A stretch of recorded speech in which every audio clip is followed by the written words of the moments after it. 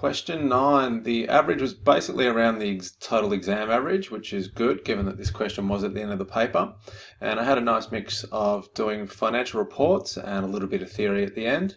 And that enabled everybody to get some marks for things that they had good knowledge of. So let's look at the facts of the case. Terry's Timber has recently commenced reporting on a monthly basis. The business sells on credit and pays cash for purchases. And what we've been given is some balances from the balance sheet. And we've been given some actual figures at the start of October and then some budgeted figures for the end of October. So looking through that, we've got a liability called accrued wages, which is going to go up. We've got debtors going up as well, so there must be some sales during the month.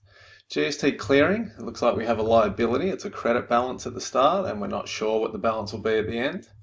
The loan goes from 120,000 to 115, so clearly some of that must be current if it's gone down and has been, we're expecting to repay it back. Machinery, so that'll be a non-current asset. It's going to stay the same, so presumably we don't buy or sell any machinery during the month. And lastly, we have prepaid rent of 2,000, but then we're not sure what it will be at the end of October, and that will be a current asset. The other piece of information we've got is some additional info that we expect to happen during October. So the first thing we're told is we expect credit sales of 50,000 in October. So what we want to do with each of those bits of additional info is see if there's an account from the balance sheet that might be affected. So in this case, it would be the debtors control account that we can see that's gone up, and that would be as a result of those credit sales that we expect in October. The next bit of additional info was wages paid will be 23,200, so we'll need to relate that back to that accrued wages balance. We're told the rent is paid 3 months in advance at $2,000 per month plus GST. The next payment will be made in October, which is during our budgeted period, and the rent charged will increase by 10% from the 1st of December onwards. So we can see at the end of October in our account balances, we have a not provided figure, so we're going to need to figure out what that is. Told interest on the loan is $5,400 per annum. It's paid half yearly in March and October. So we can see we are making repayments on the loan, but there's also interest to take care of. Cost of sales is 50% of sales revenue, so we'll actually need to relate that back to the first additional information point about the credit sales. And we've got cash purchases of stock are budgeted to be $18,000 plus GST. So we buy some stock for cash. We need to figure out, do we buy any for credit as well?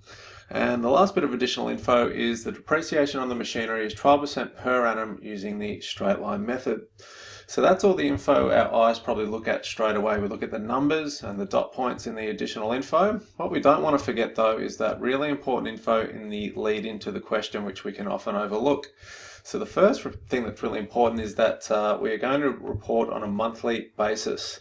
Why is that important? Because it's going to affect some of our dot points and account balances. So for instance, the accrued wages, if obviously the balance is expected to change during October, we must be paying that back. The loan, if we expect that loan to go down by 5,000, well presumably that loan repayment is happening during October and so forth. We've also got the rent being paid in 3 months in advance. So if we're only doing 1 month, we're going to have it as a reporting period, we're going to have a discrepancy between cash and profit here. So we'll need to factor that in too. Looking at the interest on the loan, it's $5,400 per year. But again, we're only going to report on a monthly basis. So we'll end up with the difference between cash and profit. Same with the machinery, we'll need to calculate it for annually, but we're only going to report for 1 month. I think the main thing that's really important that could get overlooked on this question is actually in that second sentence. It says, we sell on credit and pay cash for purchases. So that's going to be really important. So with that information, we don't need to look for any cash sales, and we also don't need to look for any credit purchases of stock, and therefore there won't be a creditor's control account.